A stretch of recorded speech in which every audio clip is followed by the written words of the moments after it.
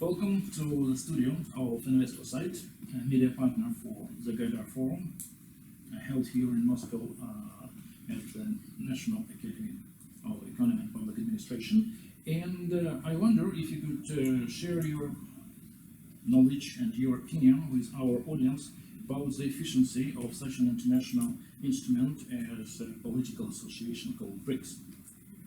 What do you think? How far have it advanced in resolving, in addressing, to start with, the problems that the countries of BRICS are facing? And they all are facing various problems to some degree. Thank you for having me. I think I'm learning a lot in Moscow, and especially at the campus here. So this is the right place to talk about future of BRICS, because most of us are stakeholders, and especially India, the largest country in terms of population. And after 2020, the next conference presidency is in India. So we have to communicate well so that the agenda which you decide in Russia, we take it forward. Now, to be specific to your question about BRICS, I would like to say that BRICS was born when the world finance collapsed. I say it collapsed, and nobody believed me, but it did collapse. But because of cooperation from Russia, China, India, we joined G20 and saved the world financial system. But at the same time, we disagreed with them, and we had to create something different. We don't agree the way World Bank functions.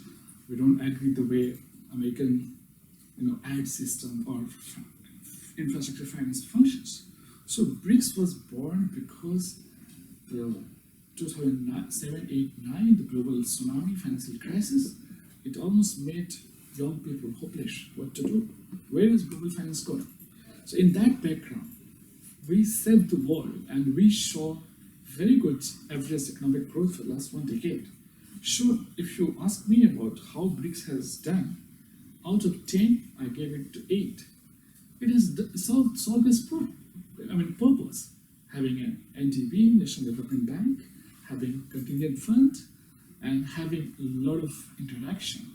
We world doesn't know where is Brazil, South Africa, this. So because of BRICS, now we know a lot about our different partner countries. So being an economic organization, it plays so much for cultural organization.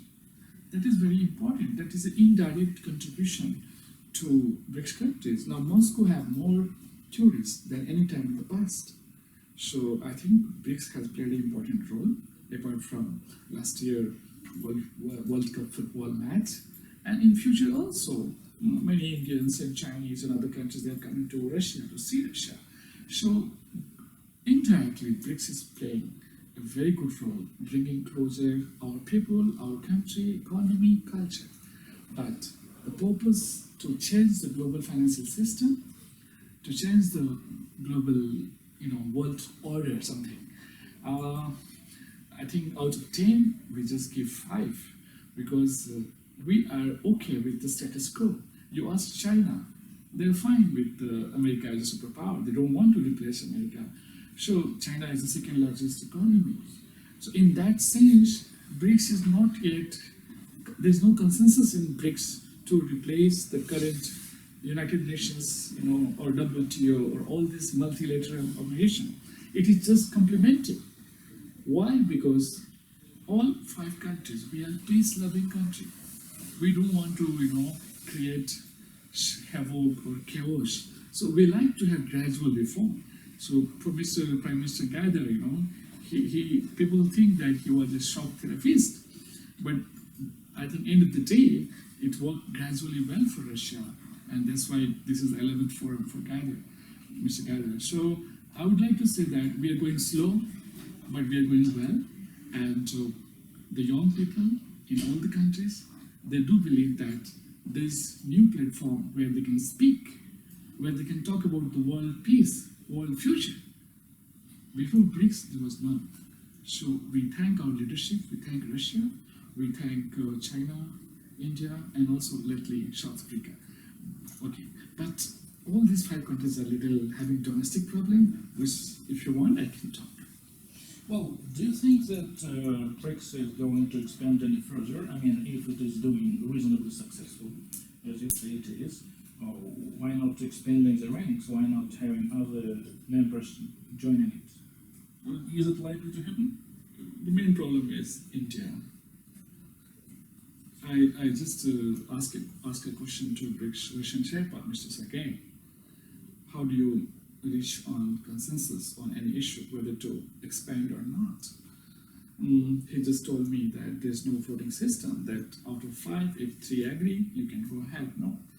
All the five members have to reach complete consensus on any topic. And that is why BRICS is moving like a big sheep, you know. Okay, people are watching it. There are countries like Turkey, right, who wants to join, or China wants Indonesia to join it, or Russia wants CIS members to join it. But India is totally opposed.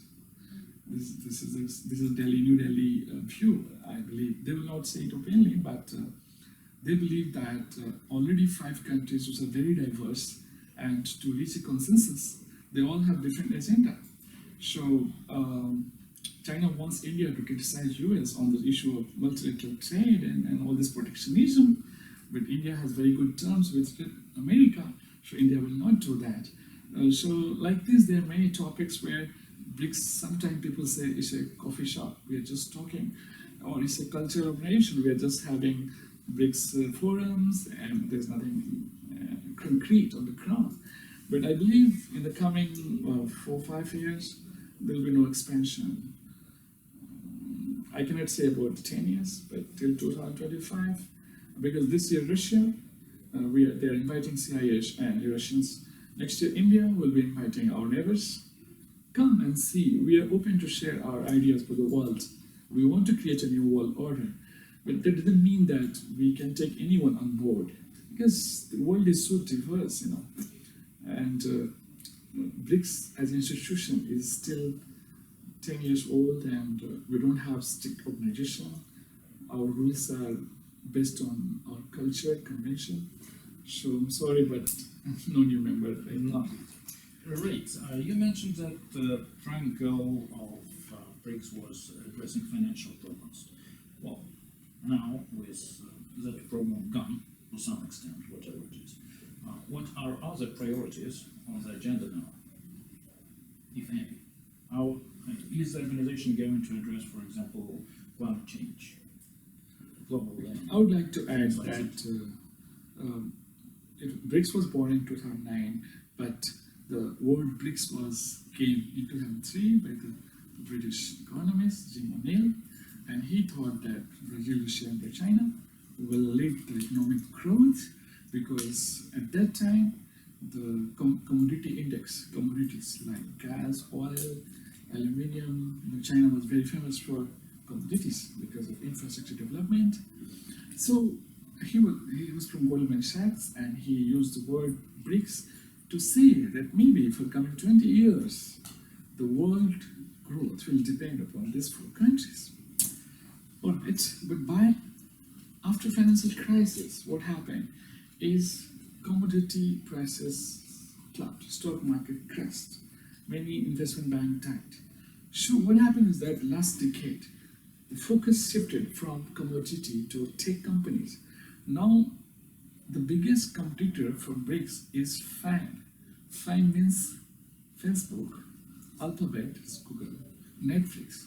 So these American giants, their stock market, their market volume is too high. They're bigger than Gazprom sometimes.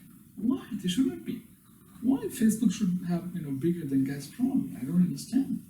So they're not into real economy, real market, but because they control technology, they control the data. So now American GDP has grown faster than Russia, and now America have 26% of world GDP. And in 2010 it was only 20%. China is enjoying the game both sides. Like China is benefiting from all the market. So China also was 9% of world GDP, now it is 16%. So in BRICS country, China is a success or is a outlined for everything, for technology, for export, import, for trade, China, Russia, China, India, China, South Africa, China, Brazil, everything 10 out of 10. But minus China, what's happening between Russia, India, Brazil, and South Africa is very slow. So for that, I can say right now that BRICS should open this market. BRICS should focus on agriculture, health technology. BRICS should focus on this traditional market. So the focus has to shift a little bit from US, China to the emerging worlds. You mentioned opening markets. Just occasionally, today, the foreign minister of Russia gave an interview to a newspaper in India, and in that interview he mentioned that, regrettably, investment climate and investment regulation in India is not really favorable to foreign investments, specifically Russian. Do you think there is any solid ground, solid reason behind that? This is the first time I say that Russian minister will say about India. He might be, the context is quite different because Americans are too active in India, and India is moving close to America last 4 or 5 years. Earlier, India used to buy 80% defense from Russia. Now it's 50%. So whatever India is buying new things with is buying from America. And today, the American company Amazon boss is in India. So Americans are having a lot of market share in India. You know, the biggest market in India is e-commerce because people want to buy a lot of stuff. So Walmart and Amazon, they are dividing the whole India. And there's nothing for Russia. And China is just waiting at the gate outside. So China is just doing the supply, warehouse. So Russian minister comment is not direct comment on Indian business climate, because if you see the World Bank ease of doing business, in the last 3 years, India made a huge improvement from 112 to 65 to 40. So it's a big hand for Mr. Modi. He is an open-minded reformer. He comes to Russia very often. And yes, on 13th, he made a call to President Putin. So they're like very close leaders. On any forum, Mr. Modi is there, Vladivostok, or whatever. So there's no problem between Russia and India for legal issues. The only problem is Indian politics or Indian foreign policy has shifted to America and also become more active. So today in India, there are 10 prime ministers, ex-prime minister of New Zealand, prime minister of Australia. They are attending one forum organized by Indian Foreign Ministry. They call it Rai Shinan Tank. So India was like a younger brother of Russia. On foreign policy, we follow Russia. But now India has become very active. So maybe some comments are not exactly what he's saying, but a little bit different messages. Otherwise, we have Mr. Kadakin, the Master Kadakin Street. Every week we have Russian and Indian cultural program. The best relationship is India and Russia. And last year, Russian company, oil company, Gazprom, no, maybe some Rosneft.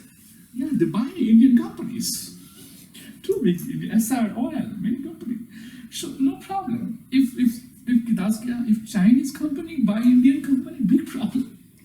One Chinese company buy Indian medicine company, big problem, long time. Russian company, no problem. Because of trust. Right. Therefore, I take your words as you are being quite optimistic about the prospects for the bilateral relations and economy and finance in high-tech preparation, things like that. Yes, but I can say that to the government, the diplomats, Russia don't have many people in embassy in Delhi, very few people. And same India don't have good but not so good, okay? So if they increase the diplomats or experts, how to facilitate more flow of people, of product, commodity and technology. So they're just doing diplomatic work. They're not helping Indian and Russian companies to do more business. So we need more India-Russia trade fair, India-Russia technology forum, where the Russian technology, we can see which one we need in India, we can buy. On my private level, I know many products in Russia developed by private company, by university, by company, is required in India and we buy it, or China buys it. So China can buy, India can also buy. This is the way China improved, by buying Russian technology. So India should not start everything from, we call it, don't reinvent the wheel. So Russian technology is super, but it's not commercialized. So our embassy, our scholars, now we don't have people in India doing work on Russia. They all work on China. Why? China is spending a lot of money to invite foreigners to come to China, see China, starting from EU. EU is famous for small products. EU, Shenzhen, Beijing. So all the scholars who was working on India-Russia in Nehru University, in big famous university, they're working on China, because diplomacy and has been there. So now very few scholars are coming to Russia. So I believe we give some fund in BRICS or in different forums so that we restart the India-Russia Scholars Forum, Technological Forum. BRICS is doing it wonderful, but once in a year, I want to do it every 3 months. This will have the two countries. Right. And there's no forum between Russian media and Indian media. So, because but there are international, not too much. So I believe, I'm doing it in China, India. I'm doing it in China, India, and some other countries, European countries. I believe there is a new forum, India-Russia Media Forum, where media is very good to find out where is the problem, ways we can help the people. So media can play a very important role, but Russian media is so focused on US and Russia, US and Ukraine. I understand, Japan, so I open the TV and it's all about Ukraine.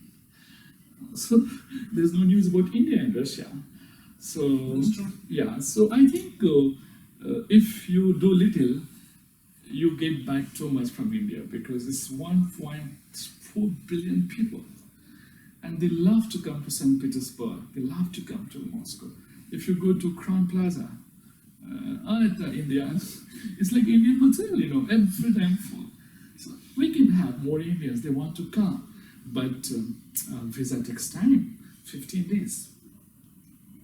For me, it's easy because of BRICS, very quick, 2 days.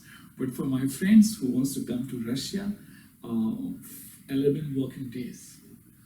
So I think President and Prime Minister, they will do something. St. Petersburg, now 1 week free visa. Yeah. But I love both. I love both. I also like Moscow. Moscow has history. Every Indian, they wants to see the Red Square. Pushkin, Maxim Gorky. In Indian Hindi books, or the real Indian guy, my father generation, they study, they're born with the Pushkin novel, Gorky novel, very popular. Every house, even some movies, Russian movies, Kome, Akitar. So we can make some new movies together, we can make new documentaries in media. This will help, more Indian young people come study in Russia, St. Petersburg, Ranepa, Moscow State University. World-class campus you have, world fashion city. No Indian students. We can do it. BRICS University Forum can help it. And you can make a lot of, more than 10 billion just by students. Because Indians are sending 200,000 students to America. Just learn technology. So this is my agenda. This is my India's agenda for BRICS. BRICS means it's a cultural, it's a economic, it's political, it's scientific, And it's not. Yeah, it's not security. For security, we have SCO, Shanghai Cooperation. We have so many things for security and terrorism. But BRICS should focus on how to, benefit from each other. You have something very good. We have something very like Russian cheese. Indians, they buy their cheese very costly. If Russian cheese goes to India, they love it. Really, this is something becomes the best product of Russia. Is not the missile or Sukhoi or MiG. It's the cheese or even the Russian wine. So we look forward. I think we are going ahead, Russia, India. But you see, every day we have two flights, complete packed. You can try. The ticket is very costly if you buy tomorrow. So because people to people, very nice. Business to business, government to government, we need to work hard with the help of media. More news about India here, and more news about Russia in India. Great, we'll do our best. Thank you very much. Pleasure meeting you. Thank you. And this is what we can contribute. Yeah. Yes.